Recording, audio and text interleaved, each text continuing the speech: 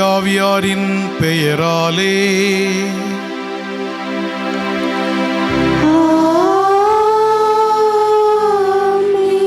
நம் ஆண்டவராகிய இயேசு கிறிஸ்துவின் அருளும் கடவுளின் அன்பும் தூயாவியாரின் நட்புறவும் உங்கள் அனைவரோடும் இருப்பதாக.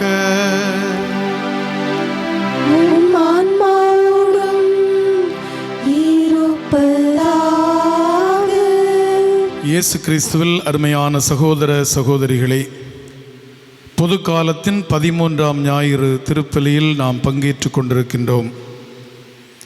வழக்கமாக ஆலயத்தில் வந்து நாம் இந்த திருப்பலியிலே பங்கெடுக்க முடியவில்லை என்றாலும் இல்லங்களில் நாம் பக்தியோடு இந்த பலியிலே கலந்து கொள்கின்றோம்.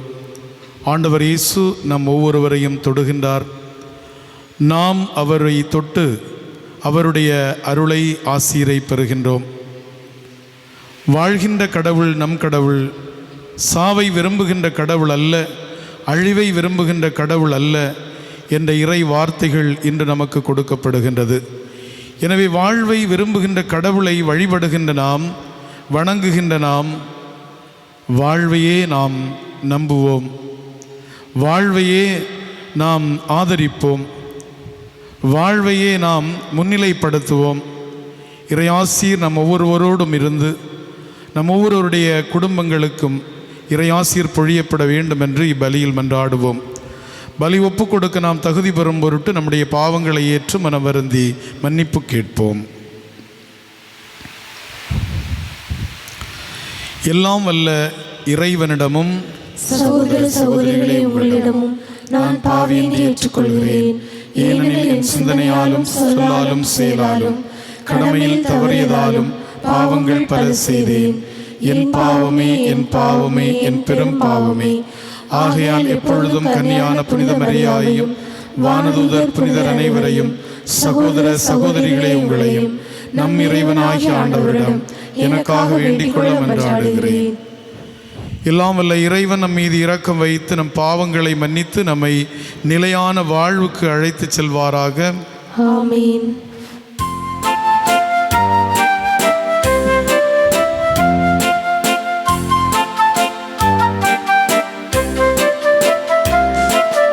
ஆண்டவரே, ஆண்டவரே இரக்கமாயிரும். கிறிஸ்துவே, கிறிஸ்துவே இரக்கமாயிரும். ஆண்டவரே, ஆண்டவரே இரக்கமாயிரும். கிறிஸ்துவே, கிறிஸ்துவே இரக்கமாயிரும். ஆண்டவரே, ஆண்டவரே இரக்கமாயிரும். கிறிஸ்துவே, கிறிஸ்துவே இரக்கமாயிரும்.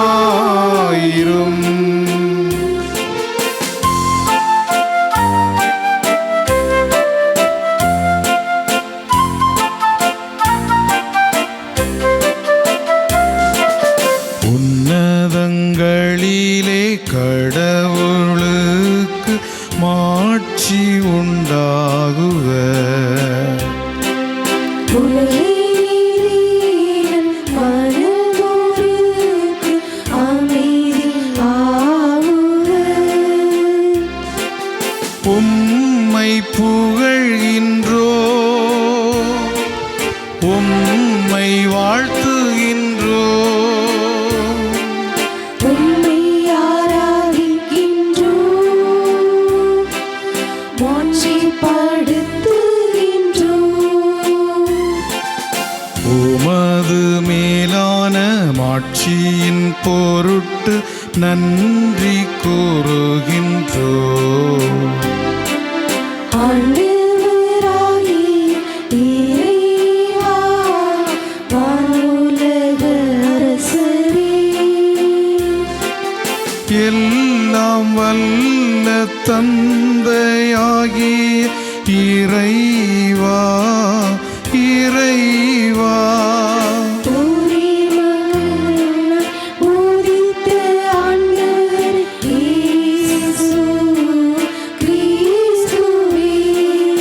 ஆண்டவராகிய இறைவா இறைவனின் செம்மறியே,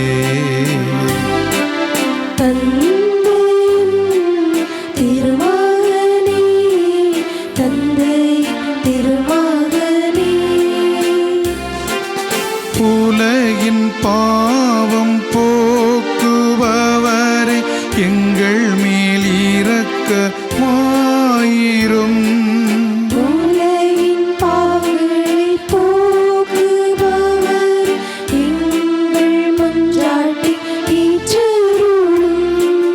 தந்தையின் வலப்பக்கம் வீற்றிருப்பவரே எங்கள் மேல் இரக்கமாயிரும்.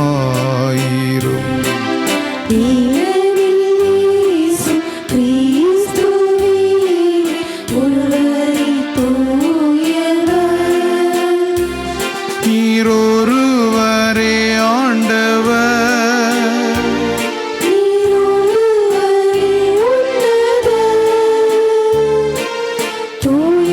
ஆவியோடு மாட்சியில் இருப்பவர் நீரே.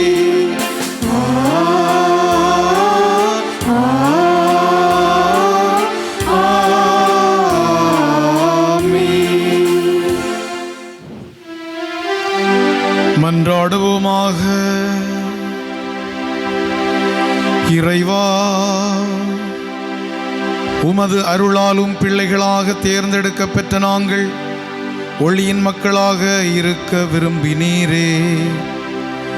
அதனால் நாங்கள் தவறெனும் இருளில் சிக்கிக்கொள்ளாமல் உண்மையின் பேரொளியில் என்றும் சிறந்து விளங்க அருள் புரிவீராக. உம்மோடு தூய ஆவியாரின் ஒன்றிப்பில் இறைவனாய் என்றென்றும் வாழ்ந்து ஆட்சி செய்கின்ற எங்கள் ஆண்டவரும் உம் திருமகனுமாகிய இயேசு கிறிஸ்து வழியாக உம்மை மன்றாடுகின்றோம்.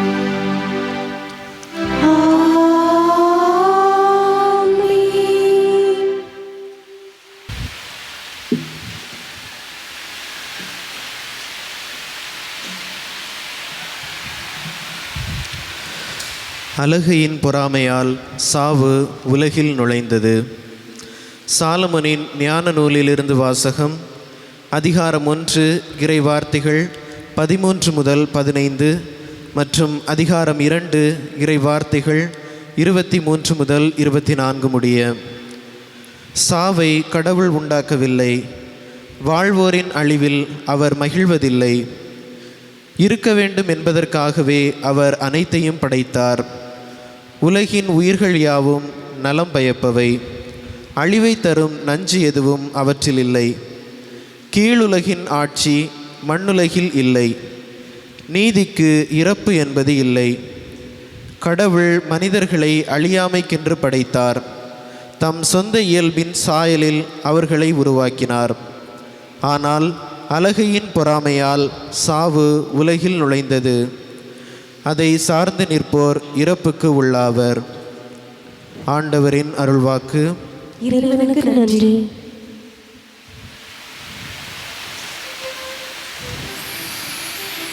திருப்பாடல் 30 நாம் அனைவரும் இணைந்து பாட வேண்டிய பல்லவி.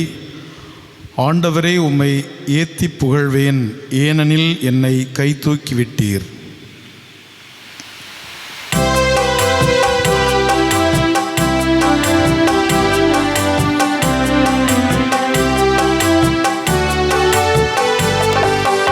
ஆண்டவரே, உம்மை ஏத்தி புகழ்வேன், ஏனெனில் என்னை கை தூக்கி விட்டீர்.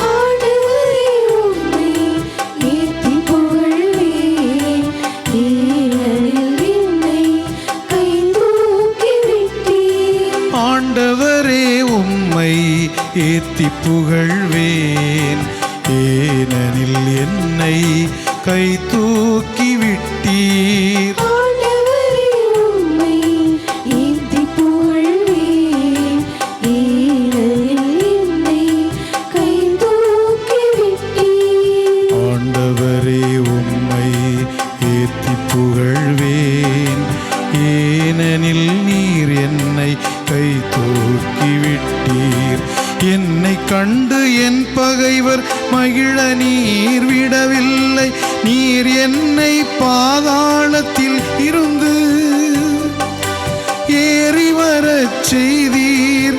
சாவு குழியில் இறங்கிய எனது உயிரை காத்தீர். எனது உயிரை காத்தீர். ஆண்டவரே உம்மை ஏற்றி புகழ்வேன். ஏனெனில் என்னை கை தூக்கி விட்டீர். ஆண்டவரே உம்மை ஏற்றி புகழ்வேன். ஏனெனில் என்னை கை தூக்கி விட்டீர். இறையன்பரே ஆண்டவரை புகழ்ந்து பாடுங்கள். தூயவராம் அவரை நினைத்து நன்றி கூறுங்கள். அவரது சினம் ஒரு நொடியேதான் இருக்கும். அவரது கருணை வாழ்நாள் வரை நீடிக்கும். காலையில் அழுகை, மாலையிலோ ஆர்ப்பரிப்பு. மாலையிலோ ஆர்ப்பரிப்பு. ஆண்டவரே உம்மை ஏத்தி புகழ்வேன். ஏனெனில் என்னை கை தூக்கி விட்டீர். ஆண்டவரே உம்மை ஏத்தி புகழ்வேன்.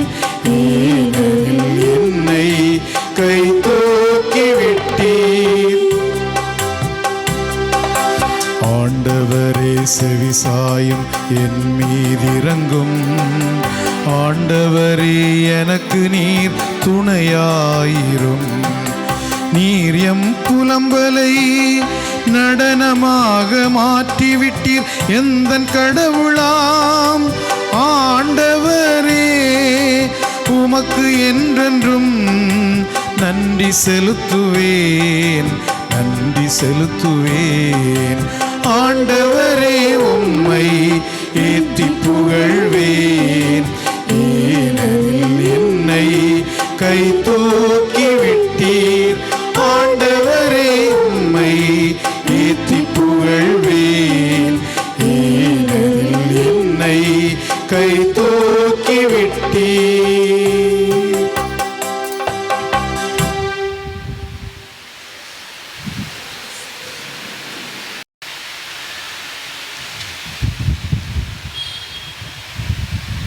இப்பொழுது உங்களிடம் மிகுதியாயிருக்கிறது. அவர்களுடைய குறையை நீக்குங்கள். திருத்துதர் பவுல் கொரிந்தியருக்கு எழுதிய 2ஆம் திருமுகத்திலிருந்து வாசகம். சகோதரர் சகோதரிகளே, நம்பிக்கை, நாவன்மை, அறிவு, பேரார்வம் ஆகிய அனைத்தையும் மிகுதியாய் கொண்டிருக்கிறீர்கள். எங்கள் மேல் நீங்கள் கொண்டுள்ள அன்பும் பெருகிக்கொண்டு வருகிறது. அதுபோல் இந்த அறப்பணியிலும் நீங்கள் முழுமையாய் ஈடுபட வேண்டும். நம் ஆண்டவர் இயேசு கிறிஸ்துவின் அருள் செயலை அறிந்திருக்கிறீர்களே. அவர் செல்வராயிருந்தும் உங்களுக்காக ஏழையானார். அவருடைய ஏழ்மையினால் நீங்கள் செல்வராகுமாறு இவ்வாறு செய்தார். மற்றவர்களின் சுமையை தணிப்பதற்காக நீங்கள் துன்புற வேண்டும் என்று நாங்கள் சொல்லவில்லை. மாறாக எல்லாரும் சமநிலையில் இருக்க வேண்டும் என்றே சொல்கிறோம். இப்பொழுது உங்களிடம் மிகுதியாயிருக்கிறது. அவர்களுடைய குறையை நீக்குங்கள். அவ்வாறே அவர்களிடம் மிகுதியாயிருக்கும்போது உங்கள் குறையை நீக்குவார்கள். இவ்வாறு உங்களிடையே சமநிலை ஏற்படும். மிகுதியாக சேகரித்தவர்க்கு எதுவும் மிஞ்சவில்லை, குறைவாக சேகரித்தவர்க்கும் எதுவும் குறைவுபடவும் இல்லை என்று மறைநூலில் எழுதியுள்ளது அன்றோ? இது ஆண்டவர் வழங்கும் அருள்வாக்கு. இறைவனுக்கு நன்றி.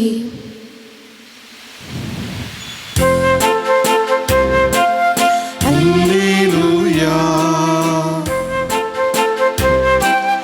அல்லேலூயா, அல்லேலூயா, அல்லேலூயா.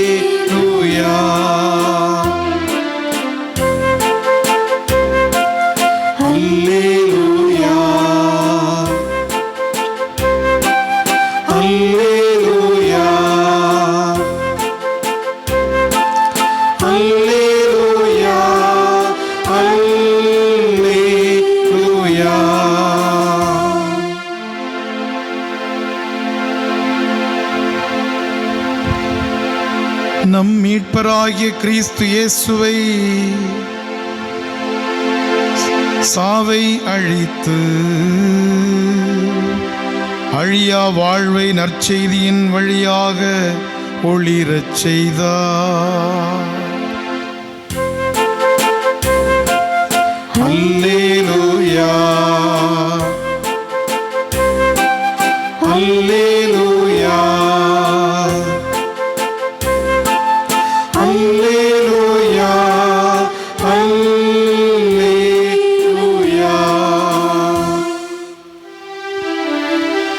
ஆண்டவர் உங்களோடு இருப்பாராக. உம் ஆன்மாவோடும் இருப்பாராக. மார்க் எழுதிய தூய நற்செய்தியிலிருந்து வாசகம். ஆண்டவரே, மாட்சி உமக்கே. நூல் பிரிவு 5 இறை சொற்றொடர்கள் 21 முதல் 43 வரை. அக்காலத்தில் இயேசு படகேறி கடலை கடந்து மீண்டும் மறுகரையை அடைந்ததும் பெருந்திரளான மக்கள் அவரிடம் வந்து கூடினர். அவர் கடற்கரையில் இருந்தார். தொழுகை கூட தலைவர்கள் ஒருவரான யாயிர் என்பவர் வந்து அவரை கண்டு அவரது காலில் விழுந்து, என் மகள் சாகும் தருவாயில் இருக்கின்றாள்.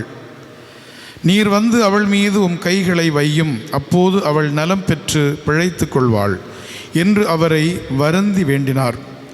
இயேசுவும் அவருடன் சென்றார். பெருந்திரளான மக்கள் அவரை நெருங்கிக் கொண்டே பின்தொடர்ந்தனர். அப்போது 12 ஆண்டுகளாய் இரத்தப்போக்கினால் வருந்திய பெண் ஒருவர் அங்கிருந்தார். அவர் மருத்துவர் பலரிடம் தமக்கு உள்ளதையெல்லாம் செலவழித்து ஒரு பயனும் அடையாமல் மிகவும் துன்பப்பட்டார். அவர் நிலைமை வர வர மிகவும் கேடுற்றது. அவர் இயேசுவை பற்றி கேள்விப்பட்டு மக்கள் கூட்டத்துக்கிடையில் அவருக்கு பின்னால் வந்து அவரது மேலுடையை தொட்டார். ஏனெனில் நான் அவருடைய ஆடையை தொட்டாலே நலம் பெறுவேன் என்று அப்பெண் எண்ணிக்கொண்டிருந்தார். தொட்டவுடனே அவருடைய இரத்தப்போக்கு நின்று போயிற்று. அவரும் தம் நோய் நீங்கி நலம் பெறுவதை தம் உடலில் உணர்ந்தார். உடனே இயேசு தம்மிடமிருந்து வல்லமை வெளியேறியதை தம்முள் உணர்ந்து மக்கள் கூட்டத்தை திருப்பி பார்த்து, என் மேலுடையை தொட்டவர் யார் என்று கேட்டார். அதற்கு அவருடைய சீடர்கள் அவரிடம், இம்மக்கள் கூட்டம் உம்மை சூழ்ந்து நெருங்குவதைக் கண்டும் என்னை தொட்டவர் யார் என்கிறீரே என்றார்கள். ஆனால் அவர் தம் மேலுடையை தொட்டவரை காணும்படி சுற்றிலும் திரும்பி பார்த்து கொண்டிருந்தார். அப்பொழுது அப்பெண் தமக்கு நேர்ந்ததை அறிந்தவராய் அஞ்சி நடுங்கிக் கொண்டு அவர் முன் வந்து விழுந்து நிகழ்ந்தது அனைத்தையும் அவரிடம் சொன்னார். இயேசு அவரிடம், மகளே, உனது நம்பிக்கை உன்னை குணமாக்கிற்று. அமைதியுடன் போ, நீ நோய் நீங்கி நலமாயிரு என்றார். அவர் தொடர்ந்து பேசிக்கொண்டிருந்த போது தொழுகை கூட தலைவருடைய வீட்டிலிருந்து ஆட்கள் வந்து அவரிடம், உம்முடைய மகள் இறந்து விட்டாள், போதகரை ஏன் இன்னும் தொந்தரவு செய்கிறீர் என்றார்கள். அவர்கள் சொன்னது இயேசுவின் காதில் விழுந்ததும் அவர் தொழுகை கூட தலைவரிடம், அஞ்சாதீர், நம்பிக்கையை மட்டும் கைவிடாதீர் என்று கூறினார். அவர் பேதுரு, யாக்கோபு, யாக்கோபின் சகோதரரான யோவான் ஆகியோரை தவிர வேறெவரையும் தம்முடன் வரவிடவில்லை. அவர்கள் தொழுகை கூட தலைவரின் வீட்டிற்கு சென்றார்கள். அங்கே அமளியும் மக்கள் அழுது ஓலமிட்டு புலம்புவதையும் இயேசு கண்டார். அவர் உள்ளே சென்று, ஏன் இந்த அமளி, ஏன் இந்த அழுகை, சிறுமி இறக்கவில்லை, உறங்குகிறாள் என்றார். அவர்கள் அவரை பார்த்து நகைத்தார்கள். ஆனால் அவர் அனைவரையும் வெளியேற்றிய பின்பு சிறுமியின் தந்தையும் தாயையும் தம்முடன் இருந்தவர்களையும் கூட்டிக் கொண்டு அச்சிறுமி இருந்த இடத்திற்கு சென்றார். சிறுமியின் கையை பிடித்து அவளிடம் தலிதா ஹூம் என்றார். அதற்கு, சிறுமி, உனக்கு சொல்லுகிறேன், எழுந்திடு என்பது பொருள். உடனே அச்சிறுமி எழுந்து நடந்தாள். அவள் 12 வயதானவள். மக்கள் பெரிதும் மலைத்து போய் மெய் மறந்து நின்றார்கள். இதை யாருக்கும் தெரிவிக்கக்கூடாது என்று அவர் அவர்களுக்கு கண்டிப்பாய் கட்டளையிட்டார். அவளுக்கு உணவு கொடுக்கவும் சொன்னார். இது கிறிஸ்து வழங்கும் நற்செய்தி. கிறிஸ்துவே உமக்கு புகழ். கிறிஸ்து இயேசுவில் அன்புக்குரிய சகோதர சகோதரிகளே, மனித சமூகம் தொடங்கிய நாள் தொடங்கி இன்று வரை விடை கண்டுபிடிக்க முடியாத பல விஷயங்களில் ஒன்று, ஏன் இந்த உலகில் துன்பம் இருக்கின்றது? கடவுள் நல்லவர், அவர் இந்த உலகை நன்மை நிறைந்ததாக படைத்தார். அந்த நன்மைகளுக்கு மத்தியில் ஏன் தீமைகளும் துன்பங்களும் இருக்கின்றன? தீமைகளுக்கும் துன்பங்களுக்கு மத்தியிலே கடவுள் நல்லவர் இல்லையா? நல்லவற்றை மட்டும் செய்யக்கூடிய கடவுள் ஏன் இந்த தீமைகளை அனுமதிக்கின்றார் என்ற கேள்விகளை, துன்பங்களை இந்த மனிதனுக்கு கொடுக்கின்றார் என்ற கேள்விகளை தொடர்ந்து மனித சமூகம் கேட்டுக்கொண்டே தங்களுக்குள்ளும் கேட்கின்றது, கடவுளிடத்திலும் பல நேரங்களிலே கேட்டுக்கொண்டிருக்கின்றது. அன்புக்குரிய சகோதர சகோதரிகளே, இந்த உலகில் மனித பிறப்பை விரும்புவதைப் போல இறப்பை விரும்புவது இல்லை. மனிதன் பிறந்தால் இறப்பான் என்பது யதார்த்தமாக இருந்தாலும், பிறக்கின்ற போது இருக்கக்கூடிய ஒரு நிறைவு, மனிதன் இறக்கின்ற போது அதில் ஒரு உண்மை இருக்கிறது என்பதை அறிந்து கொள்வதில்லை, தெரிந்து கொள்வதில்லை. புரிந்து கொள்வதற்கு மனிதனம் கஷ்டப்படுகின்றது. அன்புக்குரிய சகோதர சகோதரிகளே, கடவுள் இறப்பை எப்படி சொல்லுகின்றார்? ஒவ்வொரு சமயமும் இறப்பை எப்படி நோக்குகின்றது, பார்க்கின்றது என்பதை குறித்து நாம் பல சமய இலக்கியங்கள் பார்க்க முடிகின்றது. கில்கமேஷ் என்று சொல்லக்கூடிய ஒரு அக்காடிய சுமேரிய இலக்கியத்தினுடைய ஒரு விளக்கம் எப்படி சொல்லுகிறது என்றால், அந்த இலக்கியத்தில் உள்ள கடவுள் இரவாமையை தமதாக்கி கொண்டு இறப்பை மனிதனுக்கு கொடுத்து விட்டார். இரவாமை தமக்கு, ஆனால் இறப்பு என்பது மனிதனுக்கு என்று கொடுத்து விட்டார். சாலமோனுடைய ஞானம், ஆண்டவர் இயேசு பிறப்பதற்கு சில காலங்களுக்கு முன்பு எழுதப்பட்ட ஒரு ஞான இலக்கியம். அதிலே அருமையாக சொல்லப்படுவது என்னவென்றால், கடவுள் வாழ்வை விரும்பக்கூடியவர், கடவுள் அழிவை விரும்பக்கூடியவர் அல்ல, அழிவை கொடுக்கக்கூடிய, சாவை கொடுக்கக்கூடிய கடவுள் அல்ல என்ற ஒரு தெளிவை அந்த ஞான நூல் மிகவும் அருமையாக நமக்கு சொல்லுகின்றது. இன்றைக்கு வாசிக்கப்பட்ட முதல் வாசகம் அந்த செய்தியை நமக்கு சொல்லுகின்றது. கிறிஸ்து இயேசுவில் அன்புக்குரிய சகோதர சகோதரிகள், இப்படி விவிலியம், பிற சமயங்கள், சமய இலக்கியங்கள் சாவை பற்றி வெவ்வேறு கண்ணோட்டத்தை கொண்டிருந்தாலும், இந்த உலகத்தில் வாழ்கின்ற போது சாவு, துன்பம், இன்பம் இவை எல்லாமே மனிதன் ஏற்றுக்கொள்ள வேண்டிய, மனிதன் எதிர்கொள்ள வேண்டிய யதார்த்தங்கள் என்பதை புரிந்து கொள்ள வேண்டிய கடமை நமக்கு முதல் உண்டு. இதை புரிந்து கொள்ளாமல் நாம் எதிர்கொள்ளக்கூடிய, நமக்கு எதிர்வரக்கூடிய துன்பங்களை, சோகங்களை, வேதனைகளை, வருத்தங்களை நாம் எப்படி எதிர்கொள்வது அல்லது சமாளிப்பது, ஏற்றுக்கொள்வது என்ற மனப்பக்குவத்தை உருவாக்க முடியாது.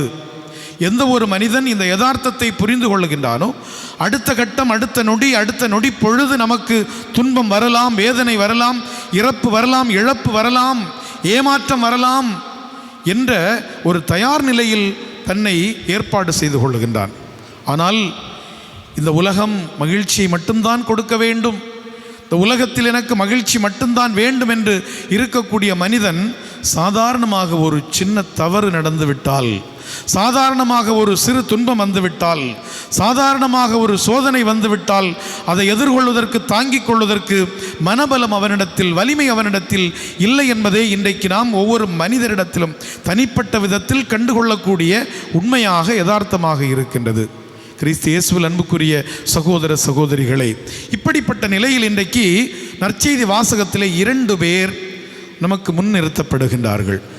ஒன்று, தொழுகை கூட தலைவர் யாயிருடைய மகள்.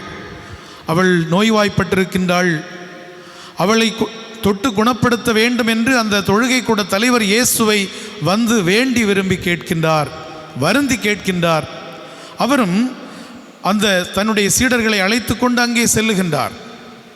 செல்லுகிற வழியில் 12 ஆண்டுகளாக இரத்தப்போக்குடைய, இரத்தப்போக்கினால் துன்பப்பட்ட, வேதனைப்பட்ட ஒரு பெண், இந்த கூட்டத்துக்கு மத்தியிலும், இயேசுவை பின்தொடர்ந்த கூட்டத்துக்கு மத்தியிலும் அவள் இயேசுவை அழைக்கின்றார்.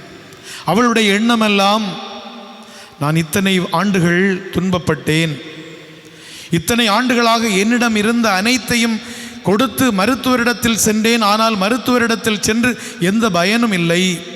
அன்புக்குரியவர்களே, பல நேரங்களில் இன்றைக்கு நம்முடைய நிலைமையும் இதுவாகத்தான் இருக்கின்றது. மருத்துவ வசதிகள், மருத்துவ நுட்பங்கள் எல்லாம் அதிகரித்து கொண்டே போனாலும் இன்றைக்கு என்ன நோய் என்று கண்டுபிடிப்பதற்கு கஷ்டமாக இருக்கக்கூடிய சூழ்நிலையை இன்றைக்கு சந்திக்கின்றோம். லட்சக்கணக்கில் பணத்தை செலவழித்தாலும் இதுவரை என்ன நோய் என்றே கண்டுபிடிக்கவில்லை. அந்த மனிதருக்கு என்ன நோய் என்று கண்டுபிடிக்கவில்லை. உங்கள் அப்பாவுக்கு என்னாச்சு, உங்கள் மாமாவுக்கு என்னாச்சுன்னு கேட்டால் என்ன நோயின்னே தெரியல. எல்லா ஸ்கேனும் எடுத்துட்டாங்க, எல்லா சோதனையும் நடத்தியாச்சு, ஆனால் என்ன நோயினை கண்டுபிடிக்கல. இன்றைக்கு இருக்கிறது இவ்வளவு நுட்பங்கள் இருக்கிறது, இவ்வளவு வசதிகள் இருக்கிறது, இவ்வளவு மருத்துவ உள்கட்டமைப்புகள் இருக்கின்றன. வெளிநாடுகளில் இருந்தெல்லாம் மருத்துவ உபகரணங்களை வாங்கி கொண்டிருக்கின்றார்கள் இந்திய நாட்டிலே. ஏன் குமரி மாவட்டத்தில் இருக்கக்கூடிய மருத்துவமனைகளும் அவை உண்டு. இருந்தாலும் லட்சக்கணக்கில் செலவழித்த பின் என்ன நோய் என்று கண்டுபிடிக்கும் தொடர்ந்து அவர்கள் ஆய்வு செய்து கொண்டே இருக்கின்றார்கள் என்று சொல்லக்கூடிய அளவுக்கு கடைசியிலே இந்த நோய் 1000-ல் ஒருவருக்குத்தான் வருகிறது என்ற ஒரு பதிலை சொல்லுகின்றார்கள். ஏன் இந்த மருத்துவமனையில் இதற்கு மருத்துவ வசதி இல்லை, மருந்து இல்லை என்று கேட்டால் இந்த நோய் ரொம்ப ரேர், அதனால் மருந்து வாங்கி வைக்கிறதில்லை என்று சொல்லுகிறார்கள். அன்புக்குரியவர்களே, நோய் அதிகரித்து கொண்டே போகிறது. மருத்துவ வசதிகள், மருத்துவ வாய்ப்புகள், எத்தனையோ மருத்துவர்கள் புதிதாக படித்து கொண்டு வருகின்றார்கள். இருப்பினும் இப்படிப்பட்ட சூழலில் இன்றைக்கு நாம் வாழ்ந்து கொண்டிருக்கிறோம். அன்றைக்கு 12 ஆண்டுகளாக தன்னிடம் இருப்பதையெல்லாம் மருத்துவரிடம் கொடுத்து செலவழித்து அந்த நோய்க்கு ஒரு முடிவு கட்ட முடியவில்லையே என்ற ஏக்கத்தோடு வருத்தத்தோடு தான் அந்த பெண்மணி இருந்தாள். இயேசுனுடைய உடையை, மேலுடையை தொட்டால் போதும், நான் குணம் பெறுவேன் என்று அவள் முடிவு செய்து கொண்டாள்.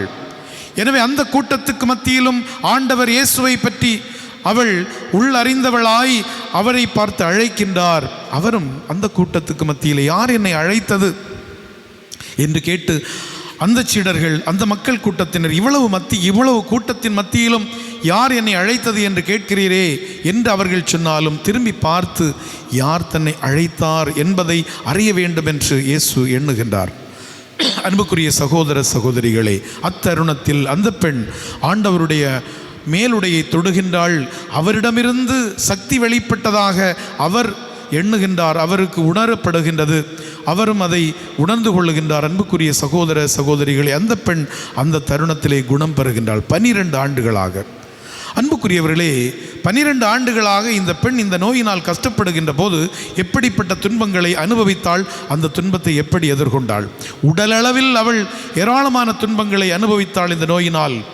அதற்கு பிறகு பார்த்தீர்கள் என்றால் லேவியர் நூல் 15ஆம் அதிகாரம், லேவியர் நூல் 12ஆம் அதிகாரம் 15 முதல் 23 வரை உள்ள இறை வசனங்களில் இப்படிப்பட்ட நோயுடையவர்களை சமூகத்தில் எப்படி ஒதுக்கி வைப்பார்கள், அவள் எப்படி தீட்டுப்பட்டவள் ஆகின்றாள், அவள் எதையெல்லாம் செய்ய முடியாது, ஒரு சாதாரண பெண்மணியாக இருக்க முடியாது, இல்லத்தில் இடமில்லை, படுக்கை அறையிலே இடமில்லை, அதை போல சமூகத்தில் அவள் சுற்றித் திரிய முடியாது. இப்படி பார்க்கின்ற போது தன்னுடைய பெற்றோர், தன்னுடைய கணவன் அனைவரிடமிருந்து ஒதுக்கி வைக்கப்பட எத்தனை ஆண்டுகள், 12 ஆண்டுகள். அன்புக்குரியவர்களே, இந்த துன்பங்களை அனுபவிக்கின்றாள். அது ஒரு சமய அடிப்படையிலான, சமூக அடிப்படையிலான ஒரு தள்ளி வைத்தல் என்று சொல்ல வேண்டும், தனிமைப்படுத்தல் என்று சொல்ல வேண்டும். அன்புமிக்கவர்களே, தனிமைப்படுத்தல் என்று சொல்லக்கூடியது இன்றைக்கு மனிதர்கள் அதிகமாக அனுபவித்து கொண்டிருக்கக்கூடிய ஒன்று. சமூகமாக இணைந்து வாழ வேண்டும், குடும்பமாக வாழ வேண்டும் என்ற பண்பாட்டை, படிப்பினையை, மதிப்பீடுகளை கொடுத்து கொண்டிருந்த சமயங்களும் சமூகமும் இன்றைக்கு தனிமைப்படுத்த வேண்டும் என்று மனிதனை பார்த்து கட்டாயப்படுத்துகின்றது. அந்த தனிமைப்படுத்தலை அன்றைக்கு அவள் 12 ஆண்டுகளாக அனுபவித்தாள். எனவேதான் இந்த உலகத்தில் வேறு எதுவும் இல்லை, கடவுள்தான் கதி என்று அங்கே சென்றிருந்து ஆண்டவருடைய மேலுடையை தொடுகின்றாள். அவள் அதை எதிர்கொள்கின்றாள். சமூகம் கொடுத்த அந்த மிகப்பெரிய துன்பத்தை அனுபவிக்கின்றாள். குடும்பம் கொடுத்த அந்த துன்பத்தை அனுபவிக்கின்றாள். உடலளவில் அவள் துன்பத்தை அனுபவிக்கின்றாள். சமய அளவில் அவள் துன்பத்தை அனுபவிக்கின்றாள். ஆனால் அனைத்தையும் எதிர்கொள்ளக்கூடிய மன வலிமையை அவளாக உருவாக்கி கொண்டுதான் கடவுள் ஆண்டவருடைய மேலுடையை தொட்டாலேனும் நான் குணம் பெறுவேன் என்ற உறுதிப்பாட்டை எடுக்கின்றார், நம்பிக்கையை கொண்டிருக்கின்றார். அதுதான் அவள் துன்பத்தை அணுகக்கூடிய விதமாக இருக்கின்றது. இரண்டாவதாக, அவள் யாருடைய இயேசு கிறிஸ்து யாருடைய நோயை குணப்படுத்த வேண்டும் என்று செல்லுகிறாரோ அந்த வழியில்தான் இந்த பெண்மணியை சந்திக்கின்றார். ஆனால் யாயிருடைய மகள் இறந்து விட்டாள் என்ற செய்தி அங்கே சொல்லப்படுகின்றது. அவர் நம்பிக்கை கொடுக்கின்றார். அங்கே இருந்த கூட்டமானது நகைக்கின்றது. சிறுமி இறந்து விட்டாள் என்று சொல்லக்கூடிய நேரத்திலே ஆண்டவரே சிறுமி இறக்கவில்லை, அவள் தூங்குகின்றாள் என்று இயேசு பதில் சொல்லுகின்ற போது அங்கிருந்த கூட்டம் அவரை பார்த்து நகைக்கின்றது. ஆனால் அந்த யாயிர் என்ற தொழுகை கூட தலைவருக்கு தேவைப்பட்டது என்ன? ஆண்டவருடைய உறுதி, அவருடைய நம்பிக்கை, அவர் கொடுத்த உறுதிப்பாடு. அது கிடைக்கப் பெறுகின்ற போது அவர் துணிந்து செல்லுகின்றார். தன்னுடைய மகள் இறக்கவில்லை என்று நம்பிக்கை பெறுகின்றார். தன்னுடைய மனைவியையும் அழைத்து கொண்டு இயேசு அங்கே உள்ளே செல்லுகின்றார். சிறுமி இருந்த இடத்திற்கு சென்று அந்த சிறுமியை பார்த்து தலித்தாகவும் என்று அந்த பெண்மணி அந்த சிறுமியை எழுப்பி விடுகின்றாள். அவளுக்கு உணவு கொடுங்கள், ஏனென்றால் இந்த உயிர்ப்பு என்பது அவள் மீண்டும் உயிர் பெற்றிருக்கின்றாள் என்பதை பிறர் நம்ப வேண்டும், அவளுக்கு உணவு கொடுங்கள். அன்புமிக்க சகோதர சகோதரிகளே, இந்த இரண்டு பேரும் குணம் பெற்ற அந்த சிறுமியினுடைய தந்தையாருக்கு எப்படி நம்பிக்கை உருவாகிறது? அது கடவுளால், ஆண்டவரால் அந்த நம்பிக்கை ஊட்டப்பட வேண்டும் என்று அவர் எதிர்நோக்குகின்றார். ஆனால் அந்த 12 ஆண்டுகள் நோய்வாய்ப்பட்டிருந்த, இரத்தப்போக்கினால் பாதிக்கப்பட்டிருந்த அந்த பெண்மணி தனக்குள் நம்பிக்கையை வளர்த்து வெளிப்படுத்துகின்றாள். அன்புக்குரியவர்களே, துன்பங்களை சமாளிப்பதற்கு, துன்பங்களை எதிர்கொள்வதற்குரிய வழிமுறைகளை நாம் தேட வேண்டும். இன்றைக்கு அதிகமாக சொல்லப்படக்கூடியது அதுதான். இந்த உலகத்தில் எத்தனை வளர்ச்சிகள் இருந்தாலும், அறிவியல் இன்னும் ஒவ்வொரு துறையிலும் ஏற்பட்டு கொண்டிருக்கக்கூடிய வளர்ச்சிகளை பார்த்து இந்த உலகம் வியக்கின்றது. உலகில் இருக்கக்கூடிய மனிதர்கள் வியக்கின்றார்கள். ஒவ்வொரு துறையை பார்த்தும் இன்னொரு துறை வியக்கின்றது. அதை குறித்து ஆச்சரியப்பட்டு எழுதக்கூடியவை பல வெளிவந்து கொண்டே இருக்கின்றன.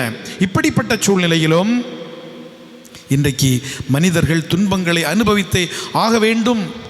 எனவே தொடக்கம் முதல் மனிதன் கேட்டுக்கொண்டிருக்கக்கூடிய கேள்வியை இன்னும் கேட்டுக்கொண்டிருக்க தேவையில்லை. ஏன் இந்த உலகத்திலே துன்பத்தை கடவுள் படைத்தார்? நல்லவர் தானே அவர், நன்மையை விரும்பக்கூடிய கடவுள் தானே, மகிழ்ச்சியை விரும்பக்கூடிய கடவுள் தானே, வாழ்வை விரும்பக்கூடிய கடவுள் தானே. வாழ்வை விரும்பக்கூடிய கடவுள் தான். வாழ்வில் இருக்கக்கூடிய 2 காரணிகள், ஒன்று இன்பம், இன்னொன்று துன்பம். அதை ஏற்றுக்கொள்ள வேண்டும். எனவே ஞான நூல் நமக்கு தெளிவுபடுத்துவதைப் போல, சாலமோன் ஞான் நமக்கு வெளிப்படுத்துவதைப் போல வாழ்வை விரும்பக்கூடிய கடவுள்தான். ஆனால் அந்த வாழ்விலே இன்பமும் துன்பமும் உண்டு என்பதை நாம் ஏற்றுக்கொள்ள வேண்டும். அப்படி ஏற்றுக்கொள்ளுகின்ற போது இன்றைக்கு நாம் இருக்கக்கூடிய இந்த பெருந்தொற்று காலத்தை எதிர்கொள்வது அவ்வளவு கடினம் அல்ல.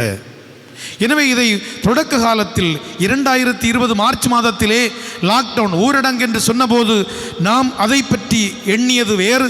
இன்றைக்கு 2021 ஜூன் மாதம் அதை குறித்து நம்முடைய நம்பிக்கை வேறு, எண்ணங்கள் வேறு மாறி இருக்கிறது. நாமும் எதிர்கொள்ள பழகிவிட்டோம். ஆனாலும் பிறர் நமக்கு ஏதாவது செய்ய மாட்டார்களா என்ற எதிர்பார்ப்பு உண்டு. பிறருக்கு நாம் செய்ய வேண்டும். அன்புக்குரியவர்களே, இன்றைக்கு நாம் பலவற்றை ஆன்லைன் மூலமாக செய்து கொண்டிருக்கின்றோம். நம்முடைய கருத்துக்களை பரப்பி கொண்டிருக்கின்றோம், பரவலாக்கம் செய்து கொண்டிருக்கிறோம். ஒருவர் வெளியிடுகிற செய்தியை நாம் இன்னொருவருக்கு ஃபார்வேர்டு செய்கிறோம். எனவே ஆன்லைன் போராளிகளாக, ஆன்லைன் அரசியல் நடத்தி கொண்டிருக்கக்கூடிய மிகப்பெரிய அறிவாளிகளாக இன்றைக்கு நம்மை மாற்றிக்கொண்டிருக்கக்கூடிய சூழ்நிலையில் நம் மத்தியிலே பல இளைஞர்கள் கொரோனா பெருந்தொற்றினால் பாதிக்கப்பட்டு இறக்கக்கூடியவர்களை அடக்கம் செய்வதற்கு முன் வருகிறார்கள். அவர்களுக்கு அந்த தைரியம் எங்கிருந்து கிடைத்தது? நம்பிக்கை எங்கிருந்து கிடைத்தது? இந்த துன்ப காலத்திலும் அவர்கள் அதை எப்படி எதிர்கொள்கிறார்கள்? வாங்க, யாருமே இல்லை. சில வீடியோக்களை பார்க்குற போது தெரியுது, இழுத்து கொண்டு போடுறாங்க. அந்த வீட்டுக்குள்ளால இருந்து புணத்தை குண்டில் எடுத்து போடுறாங்க. 2 பேர், அம்மாவும் மகனுமா எடுத்து போடுறாங்க. யாருமே இல்லை. ஆனால் இன்றைக்கு இந்த இறந்தவர்களை, அது எந்த சமயத்தினராக இருந்தாலும் சரி, அவர்களை நல்லடக்கம் செய்வதற்கு சில இளைஞர்கள், அது கட்சி சார்ந்த இளைஞர்களாக இருக்கலாம், சமயம் சார்ந்த இளைஞர்களாக இருக்கலாம், சமயங்களை கடந்து, கட்சிகளை கடந்து, கட்சி பாகுபாட்டை கடந்து இன்றைக்கு வந்து நிற்கின்றார்களே. அவர்களுடைய நம்பிக்கை நம்மிடம் இல்லை என்பது மிகப்பெரிய வறுமையாக இருக்கிறது. எனவே நாம் இன்றைக்கு புறப்பட வேண்டும், நம்பிக்கையோடு எதிர்கொள்ள வேண்டும், துன்பங்களை எதிர்கொள்ள வேண்டும். விலகி நிற்பது இன்றைக்கு நமக்கு கொடுக்கப்படக்கூடியதாக இருந்தாலும் நாம் நம்முடைய ஜெபங்களால், நம்முடைய உதவிகளால் ஒன்றித்திருக்க வேண்டும். உதவியோடு அவர்களை எதிர்கொள்ள வேண்டும். அன்புமிக்க சகோதர சகோதரிகளே, எனவே தவறான கருத்து பரவலாக்கம் தேவையில்லை. மாறாக நம்பிக்கையோடு மனிதர்களுக்கு ஆதரவு கொடுப்போம், ஆறுதலை கொடுப்போம், அவர்களுக்கு நம்பிக்கை ஊட்டுவோம். இந்த விலகல் அல்லது தனிமைப்படுத்தல் என்று சொல்லக்கூடியதை நாம் எவ்வளவு பெரிதுபடுத்துகின்றோம் என்பதை எண்ணி பார்ப்போம். அன்புக்குரியவர்களே, அது நம்மிடத்தில் எவ்வளவு பாதிப்பை ஏற்படுத்துகின்றது. ஒன்றை குறித்த அறியாமையால் மனிதனை புண்படுத்துகின்றோம். வெளிநாட்டிலிருந்து வந்தவங்கெல்லாம் ஒதுக்கி வைக்கப்பட வேண்டியவங்க, அதுக்கு பிறகு சென்னையிலிருந்து வரவங்க எல்லாம் ஒதுக்கி வைக்கப்பட வேண்டியவங்க, வேற ஊர்ல இருந்து வரக்கூடியவங்கெல்லாம் ஒதுக்கி வைக்கப்பட வேண்டியவங்க. இன்றைக்கும் இந்த எண்ணங்கள் இருந்து கொண்டிருக்கின்றன. அன்புமிக்க சகோதர சகோதரி, மனிதர்களை வேதனைப்படுத்துவதை நிறுத்திவிட்டு மனிதர்களுக்கு நம்பிக்கையூட்டி ஆறுதல் படுத்தி அவர்களை அரவணைத்து அவர்களோடு இணைந்து அவர்களை வாழ வைப்போம். கடவுள் வாழ்வை விரும்பிய கடவுள் என்பதை நாம் செயலிலே வெளிப்படுத்துவோம். அன்புக்குரிய சகோதர சகோதரிகளே, இத்தருணத்தில் இன்றைக்கு நமக்கு இருக்கக்கூடிய வாய்ப்புகளை பயன்படுத்துவோம். நேற்று நம்முடைய ஊரிலே இந்த தடுப்பூசி முகாம் வைக்கப்பட்டது. ஆனால் நம்முடைய ஊரிலிருந்து எத்தனை பேர் இந்த தடுப்பூசி முகாமிலே கலந்து கொண்டார்கள் என்பது விரல் விட்டு எண்ண முடிந்த ஒரு செயலாக இருக்கின்றது. அன்புக்குரியவர்களே, இனி ஏன் விழிப்புணர்வு அடைவோம். வேறு ஊர்க்காரர்கள் நம்முடைய ஊரில் விடிய காலம் 2 மணிக்கு, நள்ளிரவு 12:30 மணிக்கு வந்து காத்திருக்கிறார்களே. நம்ம ஊரில் கேம்ப் வச்சாச்சுன்னு நமக்கு தான் எல்லாம் கொடுப்பாங்கன்னு நினைச்சாங்களோன்னு தெரியல. அன்புக்குரியவர்களே, இதில் நடக்கக்கூடிய அரசியல்கள் அது வேறு. ஆனால் எல்லாமே அரசு கொடுக்கக்கூடிய அந்த மருத்துவ வசதியை நாம் புரிந்து கொள்வோம், அதை ஏற்றுக்கொள்வோம், அதை பயன்படுத்துவோம். இன்னும் வாய்ப்பு வருகின்ற போது நழுவ விடாமல் நாம் இந்த பெருந்தொற்றிலிருந்து நம்மை காத்துக்கொள்வதற்கு முயற்சி எடுப்போம். இந்த வாய்ப்புகளை பயன்படுத்தி மற்றவர்களுக்கு நம்பிக்கை ஊட்டுவோம். இதனால் நமக்கு பயன் உண்டு, நன்மை உண்டு என்ற ஒரு உண்மையை அவர்களுக்கு எடுத்துரைப்போம். ஐயோ போவாதீங்க, ஊசி போட்டாச்சுன்னா உங்களுக்கு கஷ்டம், அந்த விவேக்கு செத்து போயிட்டாரு. அன்புக்குரியவர்களே, சாவுக்கு பல காரணங்கள் இருக்கின்றன. ஆனால் இந்த தடுப்பூசி இன்றைக்கு ஓரளவுக்கு இந்த பெருந்தொற்றிலிருந்து நம்மை பாதுகாக்கும் என்று சொல்லக்கூடிய உண்மையை எல்லோருக்கும் எடுத்துரைப்போம். இந்த வசதி இன்றைக்கு இருப்பது நம்முடைய ஊரில் மட்டுமல்ல, அருகாமை ஊர்களில் இன்னும் அதிகமாக ஒன்றியங்கள் வாரியாக கொடுக்கப்படக்கூடிய இந்த தடுப்பூசி முகாம்களை பயன்படுத்தி கொள்வோம். அதற்கான வாய்ப்புகள் ஏராளம் இருக்கின்றது. இன்றைக்கு நாம் கொடுக்கக்கூடிய நம்பிக்கை அதுவாக இருக்கட்டும். அதேபோல் நம்முடைய மறை மாவட்டம் இந்த பெருந்தொற்றினால் பாதிக்கப்பட்ட குடும்பங்களுக்கு எப்படியெல்லாம் உதவ வேண்டும் என்று ஒரு வழிமுறை கொடுக்கின்றதோ, அதே போல அரசாங்கம் நமக்கு கொடுக்கக்கூடிய வழிமுறைகள் இவற்றையெல்லாம் நாம் செயல்படுத்துவதற்கு முயற்சி எடுப்பேன். அதை நான் செத்து போயிட்டேன், நான் இழந்துட்டேன், எல்லாத்தையும் என்னுடைய குடும்பம் எல்லாத்தையும் இழந்து விட்டது என்ற ஒரு எண்ணத்தோடு அல்ல. அந்த 12 ஆண்டுகளாக அந்த பெரும் பாட்டினால் கஷ்டப்பட்ட அந்த பெண்ணை போல பெருந்தொற்றினால் பாதிக்கப்பட்டு கொண்டிருக்கக்கூடிய மனிதர்களை நாம் தேற்றுவோம். கடவுள் நம்மை தொட வேண்டும் என்று எண்ணுவதை விட கடவுளை நாம் தொட்டு அவருடைய அருளை பெறுவோம் என்று நாம் எண்ணி முன் செல்வோம். ஆமேன். அனைவரும் எழுந்து நம்முடைய நம்பிக்கையை அறிக்கையிட்டு பாடுவோம்.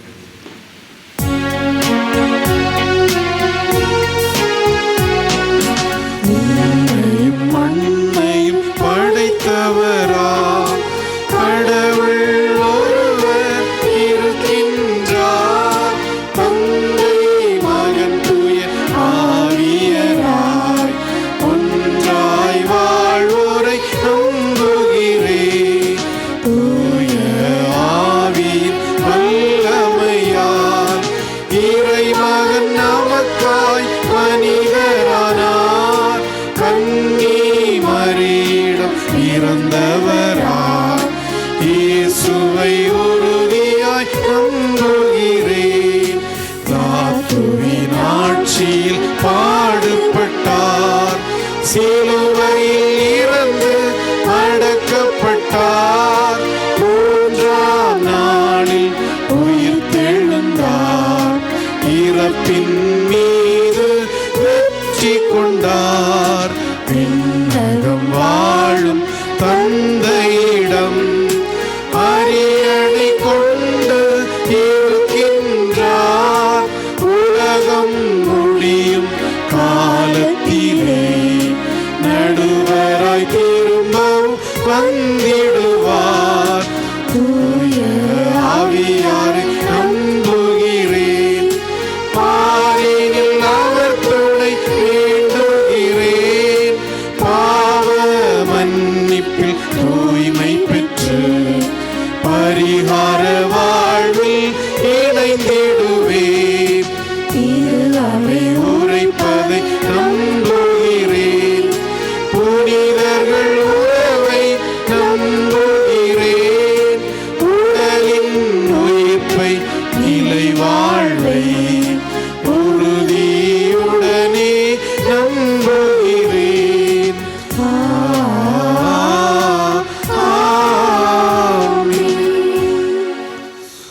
அன்புமிக்க சகோதர சகோதரிகளே, இறை வார்த்தை நமக்கு நம்பிக்கையூட்டுகின்றது. இறை வார்த்தை நமக்கு வாழ்வளிக்கின்றது. நம்பிக்கையூட்டி வாழ்வளிக்கின்ற இறை வார்த்தையை கேட்ட நாம் வாழ்வை விரும்பி நாம் கொடுக்க வேண்டும் என்ற எண்ணங்களை இறைவன் நமக்கு தர வேண்டும் என்ற நம்முடைய தேவைகளோடு இணைத்து மன்றாட்டுக்களாக இறைவன் பாதம் சமர்ப்பிப்போம்.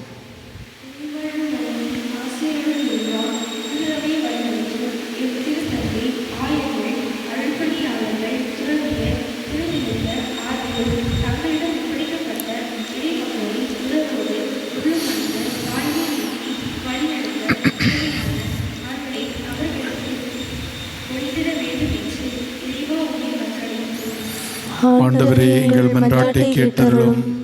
நீடிய பொறுமையும் பேரன்பும் கொண்டவரே எம் இறைவா, எம் நாட்டை ஆளும் தலைவர்கள், ஆட்சியாளர்கள், அதிகாரிகள் மக்களிடம் அன்பு கொண்டு தேவையான நற்செயல்களையும் திட்டங்களையும் ஏற்படுத்தவும், சுயநல போக்கை கைவிட்டு சேவை மனப்பான்மையுடன் தொண்டாற்றிடவும் தேவையான அருள்வரங்களை பொழிந்திட வேண்டுமென்று இறைவா உம்மை மன்றாடுகிறோம். ஆண்டவரே, எங்கள் மன்றாட்டை கேட்டருளும். நம்பிக்கையின் நாயகனே எம் இறைவா, எங்கள் குடும்பங்கள் அனைத்தும் உம்மையே மையமாக கொண்டு உம்மேல் முழு நம்பிக்கை வைத்து எங்கள் வாழ்க்கையை உமக்கு உகந்ததாக வாழவும், பிறர் அன்பில் சிறந்து விளங்கவும், நிலை வாழ்வை பெற்றிடவும் தேவையான அருள் வரங்களை பொழிந்திட வேண்டுமென்று இறைவா உம்மை மன்றாடுகிறோம். ஆண்டவரே, எங்கள் மன்றாட்டை கேட்டருளும். நோய் தீர்க்கும் மருத்துவரே எம் இறைவா, மக்கள் அனைவரும் இந்த தொற்று நோயின் தாக்கத்திலிருந்து விடுபட்டு தம் பணிகளை தொடரவும், நோயற்ற சூழல் உருவாகவும், மீண்டும் சமூக உறவுகள் தலைத்திடவும் உமது அருளாசிர் பொழிந்திட வேண்டுமென்று இறைவா உம்மை மன்றாடுகிறோம். ஆண்டவரே, எங்கள் மன்றாட்டை கேட்டருளும். கொடைகளின் ஊற்றான இறைவா, தொற்று நோயால் எம் இந்திய திரு அவை இழந்துள்ள 300க்கு மேற்பட்ட அருள் பணியாளர்களையும் அருள் சகோதரிகளையும் உம் பாதம் சமர்ப்பிக்கின்றோம். அவர்களுக்கு நித்திய இளைப்பாற்றியை அருளும். பணியிலுள்ள அருள் பணியாளர்கள் அனைவருக்கும் நல்ல உடல் நலமும் பாதுகாப்பையும் அளித்து சிறந்த படைப்பாக இவ்வுலகில் வலம் வர உம் அருளை பொழிந்திட வேண்டுமென்று இறைவா உம்மை மன்றாடுகிறோம். ஆண்டவரே, எங்கள் மன்றாட்டை கேட்டருளும். நம்முடைய பிற தேவைகளுக்காக சற்று நேரம் அமைதியாக மன்றாடுவோம்.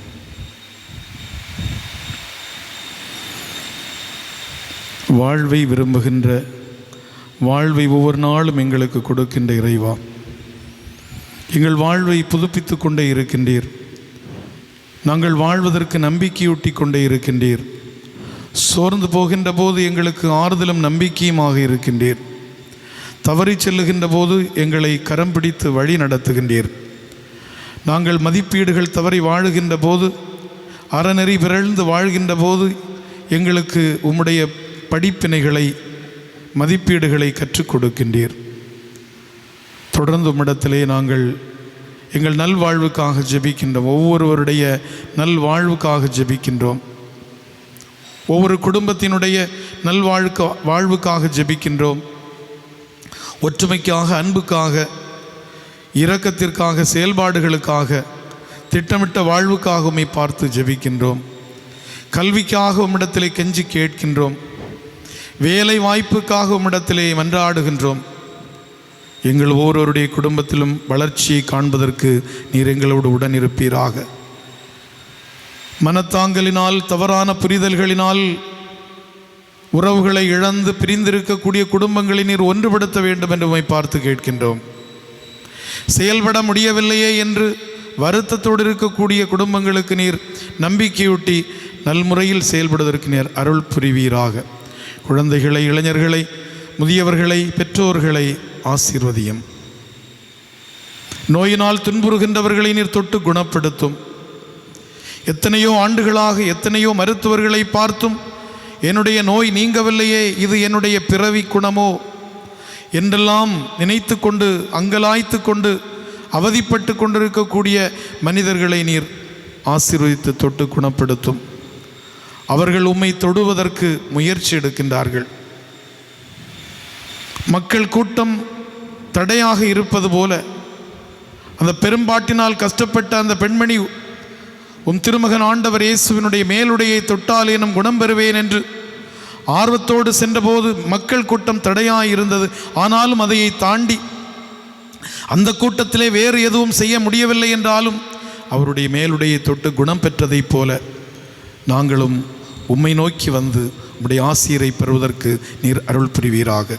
உம்மோடு இணைந்து உம்முடைய அனுபவத்தை அனுபவிப்பதற்கு எங்களுக்கு அருள் புரிவீராக. தீமையான எண்ணங்களை விட்டு பிறரை அழிக்க வேண்டுமென்ற, பிறரை ஏமாற்ற வேண்டுமென்ற, இடரச் செய்ய வேண்டுமென்ற எண்ணங்களை களைந்துவிட்டு நாங்கள் நம்பிக்கையோடு எதிர்கொள்வதற்கு நீர் அருள் புரிவீராக. எங்கள் ஒவ்வொருவருக்கும் உடைய ஆசிரியரையும் அருளையும் தொடர்ந்து பொழிந்தருள வேண்டும் என்று எங்கள் ஆண்டவராகிய அதே இயேசு கிறிஸ்து வழியாக உம்மை மன்றாடுகின்றோம். ஆமென்.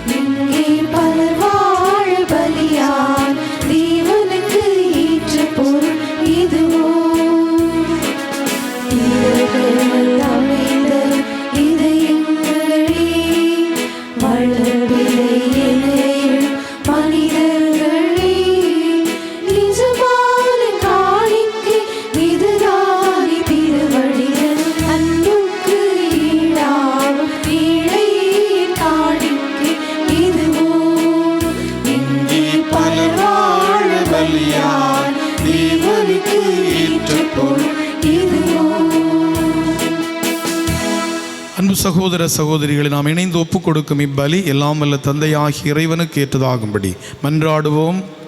ஆண்டவர் தமது பெயரின் புகழ்ச்சிக்காகவும் மாட்சிக்காகவும் நமது நன்மைக்காகவும் புனித திருவை அனைத்து நலனுக்காகவும் உமது கையிலிருந்து பலி ஏற்றுக்கொள்வாராக. இறைவா, நீரே அருள் கூர்ந்து ஏற்பாடு செய்யும் மறை நிகழ்வுகள் எங்களுக்கு நற்பயனளிக்க உம்மை வேண்டுகின்றோம். அதனால் எங்கள் பணியின் புனித காணிக்கைகள் உமக்கு ஏற்றனவாய் இருப்பனவாக. எங்கள் ஆண்டவராகிய கிறிஸ்து வழியாக உம்மை மன்றாடுகின்றோம்.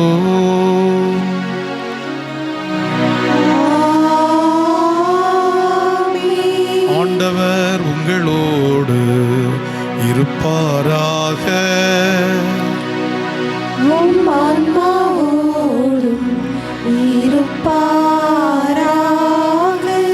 எங்களை மேலே எழுப்புங்கள்.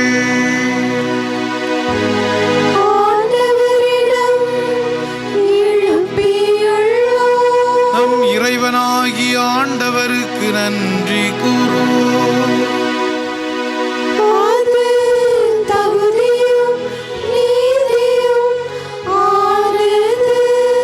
ஆண்டவரே, தூயவரான தந்தையே, என்றும் உள்ள எல்லாம் வல்ல இறைவா, எந்நாளும் இவ்விடத்திலும் நாங்கள் உமக்கு நன்றி செலுத்துவது மெய்யாகவே தகுதியும் நீதியுமாகும். எங்கள் கடமையும் மீட்புக்குரிய செயலுமாகும். நாங்கள் வாழ்வதும் இயங்குவதும் இருப்பதும் உம்மிலேதான். இந்த உடலோடு வாழ்கையில் உமது பரிவிரக்கத்தின் பயன்களை மட்டுமே நாங்கள் நாள்தோறும் அனுபவிப்பதோடன்றி இப்பொழுதே நிலை வாழ்வின் பிணையையும் கொண்டுள்ளோம். ஏனெனில் உமது ஆவியாரின் முதற்கனிகளை பெற்றுள்ள நாங்கள் பாஸ்கா மறை நிகழ்வின் பயன் எங்களுக்கு என்றும் உண்டு என நம்புகின்றோம். அந்த ஆவியார் வழியாகவே நீர் இயேசுவை சாவினின்று உயிர்த்தெழ செய்தீர். ஆகவே நாங்கள் வானதுதர் அனைவரோடும் சேர்ந்து உம்மை புகழ்ந்தேத்தி அக்களித்து கொண்டாடி ஆர்ப்பரித்து பாடுவதாவது: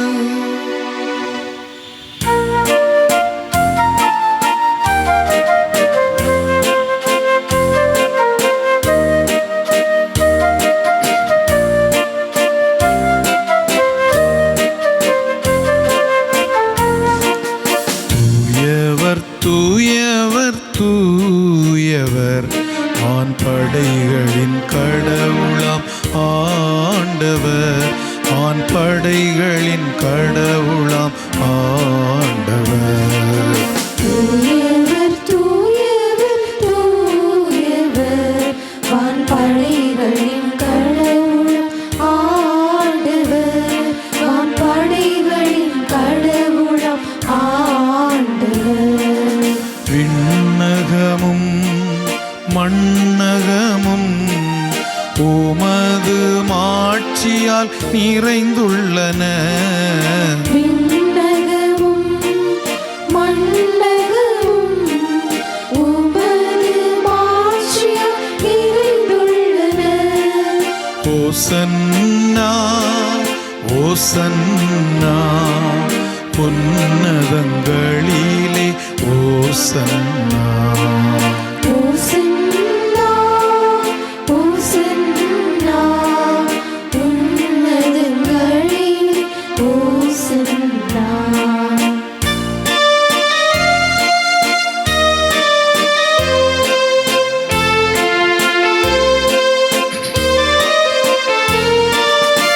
ஆண்டவர் பெயரால் வருகிறவர் ஆசி பெற்றவர். ஆண்டவர் பெயரால் வருகிறவர் ஆசி பெற்றவர்.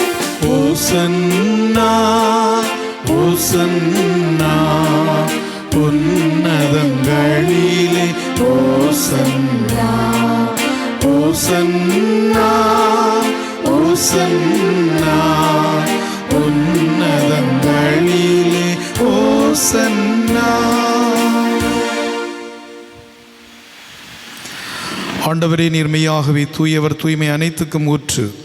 ஆகவே உம்முடைய ஆவியை பொழிந்து இக்காணிக்கைகளை தூய்மைப்படுத்த உம்மை வேண்டுகின்றோம். இவ்வாறு எங்கள் ஆண்டவர் இயேசு கிறிஸ்துவின் உடலும் இரத்தமுமாக எங்களுக்கு இவை மாறுவனவாக.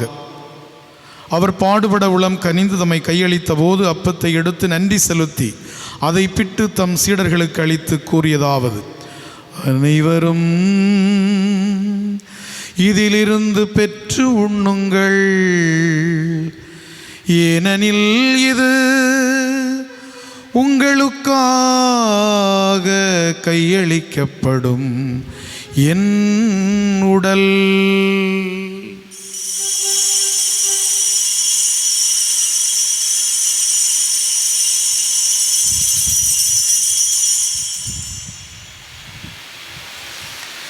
அவ்வண்ணமே இரவு விருந்தை அருந்திய பின் கிண்ணத்தையும் எடுத்து மீண்டும் உமக்கு நன்றி கூறி தம் சீடர்களுக்கு அளித்து அவர் கூறியதாவது: அனைவரும் இதிலிருந்து பெற்று பருகுங்கள், ஏனெனில் இது புதிய நிலையான உடன்படிக்கைக்குரிய என் இரத்தத்தின் கிண்ணம். இது பாவ மன்னிப்புக்கென்று உங்களுக்காகவும் பலருக்காகவும் சிந்தப்படும். இதை என் நினைவாக செய்யுங்கள்.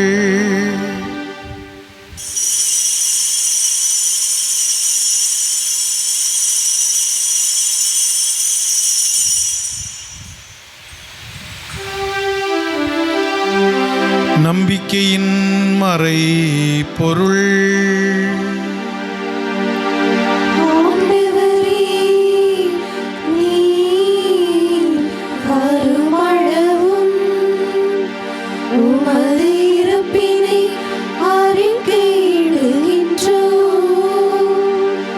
உமது உயிர்ப்பினையும் எடுத்து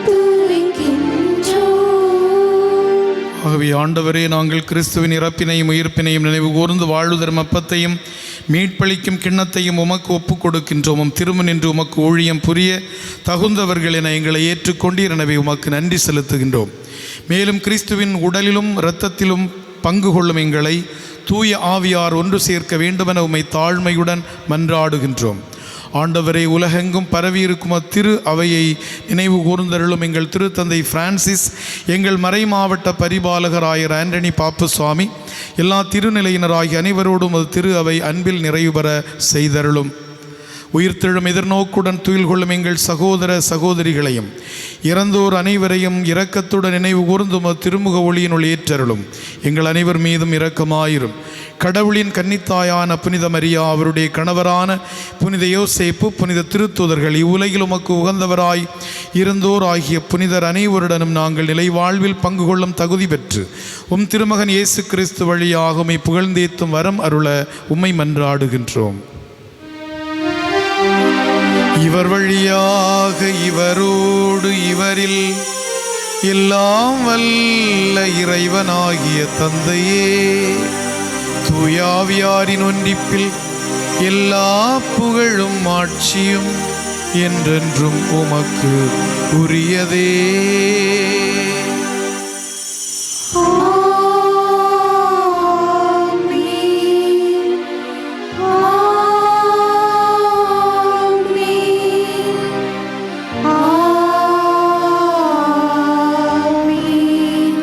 கடவுளை நம் தந்தையின் அழைக்க இயேசு நமக்கு கற்பித்தார். எனவே நாம் தந்தையாம் இறைவனிடத்தில் நம்பிக்கையோடு மன்றாடுவோம். விண்ணுலகில் இருக்கின்ற எங்கள் தந்தையே, உமது பெயர் தூயதென போற்றப் பெறுக. உமது ஆட்சி வருக. உமது திருவுளம் விண்ணுலகில் நிறைவேறுவது போல மண்ணுலகிலும் நிறைவேறுக. எங்கள் அன்றாட உணவை இன்று எங்களுக்கு தாரும். எங்களுக்கு எதிராக குற்றம் செய்வோரை நாங்கள் மன்னிப்பது போல எங்கள் குற்றங்களை மன்னியும்.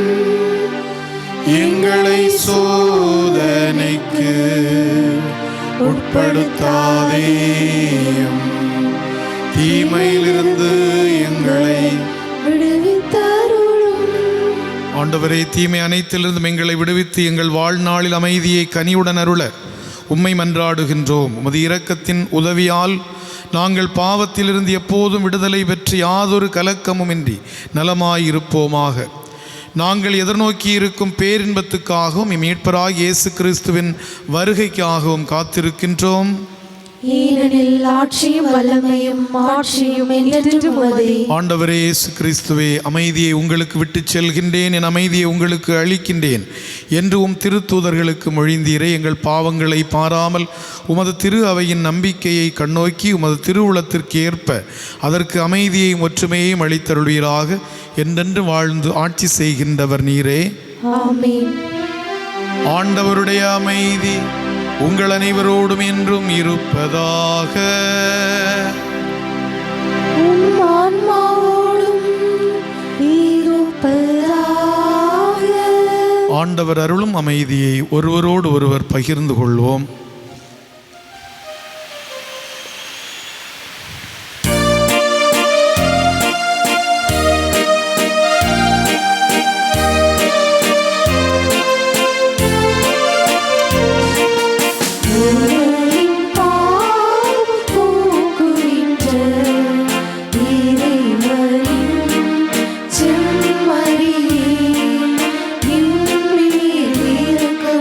வைத்தருளும்.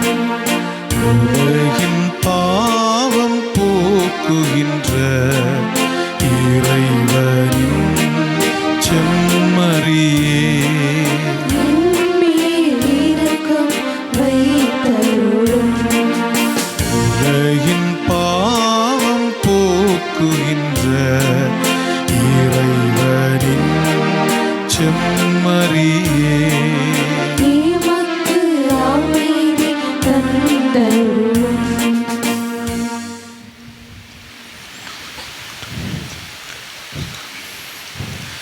இதோ இறைவனின் செம்மறி, இதோ உலகின் பாவங்களை போக்குகின்றவர். இவர் தொடுகின்றவர் குணம் பெறுகின்றார்கள், இவரை தொடுகின்றவர்களும் குணம் பெறுகின்றார்கள். இவரை நாம் தொடுவோம், அவரிடம் ஆசீர் பெறுவோம். அவர் தருகின்ற இந்த இறையாட்சி விருந்திலே கலந்து கொள்ள அழைக்கப்பெற்ற நாம் அனைவரும் பேறு பெற்றோர். ஆண்டவரே, நீர் என் இல்லத்தில் எழுந்தருள நான் தகுதியற்றவன். ஆனால் ஒரு வார்த்தை மட்டும் சொல்லியருளும், எனது ஆன்மா நலமடையும்.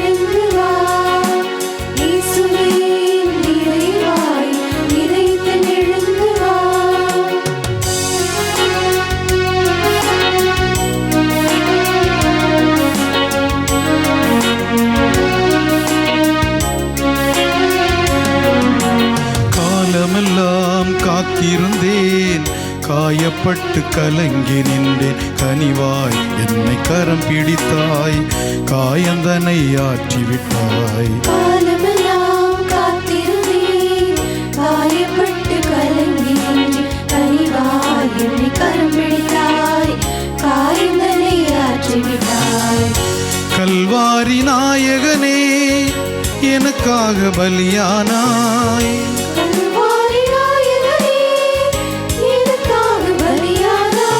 எழுந்து வா, எழுந்து வா, என்னில் இன்றே வா. இயேசுவே என் நிறைவா, என் இதயத்தில் எழுந்து வா. இயேசுவே என் நிறைவா, என் இதயத்தில் எழுந்து வா. உயிராய் என்னில் உறைபவா, உணவாய் என்னில் கலந்தவா.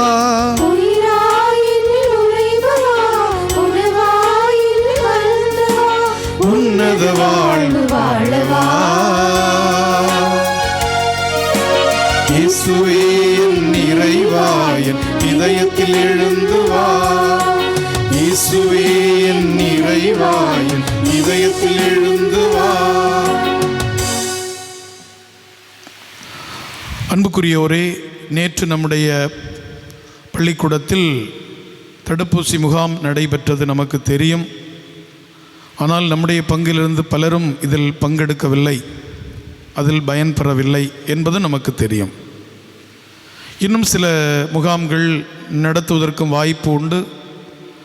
எனவே இதில் ஆர்வம் உள்ளவர்கள், ஏற்கனவே நான் சொல்லியிருக்கின்றேன், தடுப்பூசி போட வேண்டும், அதுதான் பெருந்தொற்றிற்கு ஒரு தடை விதிப்பதாக அல்லது அதிலிருந்து நாம் விடுபடுவதற்கு காரணமாக அமையும். ஓரளவுக்கு அது பயன் தரும் என்ற உண்மையை மருத்துவர்கள் நமக்கு தெரிவிப்பதன் அடிப்படையிலே இந்த முகாம்கள் நடைபெறுகின்ற போது நாம் அதை பயன்படுத்த வேண்டும். நம்முடைய ஊரில் நடைபெறுகின்ற போது மட்டுமல்ல, அருகாமை ஊர்களில் நடைபெறுகின்ற போதும் அதை பயன்படுத்த நாம் கடமைப்பட்டுள்ளோம். எனவே இந்த காலகட்டத்தில் இந்த தடுப்பூசி போட வேண்டும் என்று நினைப்பவர்கள் நீங்கள் என்னை சந்தித்தால் அதற்குரிய ஏற்பாடுகள், ஒருவேளை முகாம்களில் அதற்கான வாய்ப்புகள் இல்லை என்றாலும் ஏற்பாடுகள் செய்ய முடியும். எனவே நீங்கள் உங்களுடைய ஆர்வத்தை தெரிவிக்க வேண்டும் என்று உங்களை அன்போடு கேட்டுக்கொள்கிறேன். மன்றாடுவோமாக. ஆண்டவரே, நாங்கள் ஒப்புக்கொடுத்து உணவாக உட்கொண்ட இப்புனித பலி பொருள் எங்களுக்கு வாழ்வளிக்க உம்மை வேண்டுகின்றோம். இவ்வாறு நாங்கள் முடிவில்லா அன்பினால் உம்முடன் ஒன்றிணைக்கப்பட்டு என்றும் நிலைத்திருக்கும் கனிதர அருள்வீராக. எங்கள் ஆண்டவராகிய கிறிஸ்து வழியாக உம்மை மன்றாடுகின்றோம்.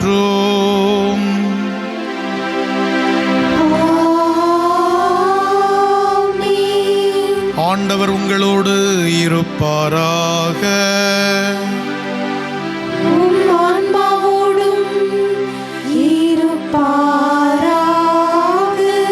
இறைவனின் சிறப்பு ஆசீர் பெற தலைவணங்கி மன்றாடுவோம்.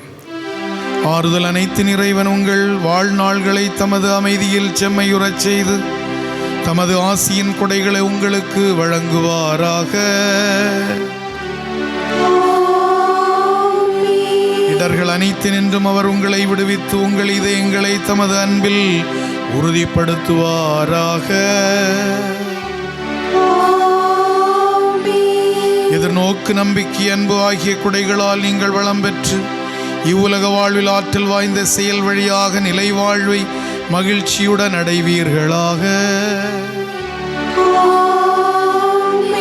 எல்லாம் வல்ல இறைவன் தந்தை, மகன், தூய ஆவியார் உங்களை ஆசீர்வதிப்பாராக.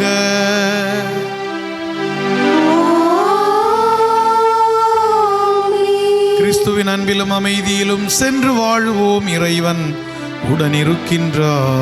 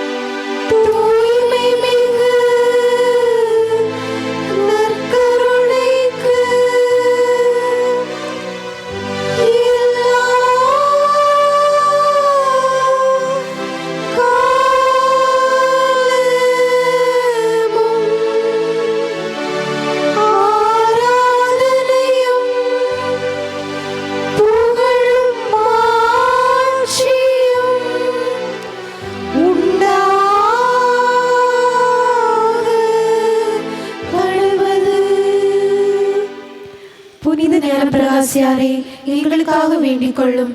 தந்தை, மகன், தூயாவின் பேராலே ஆமேன்.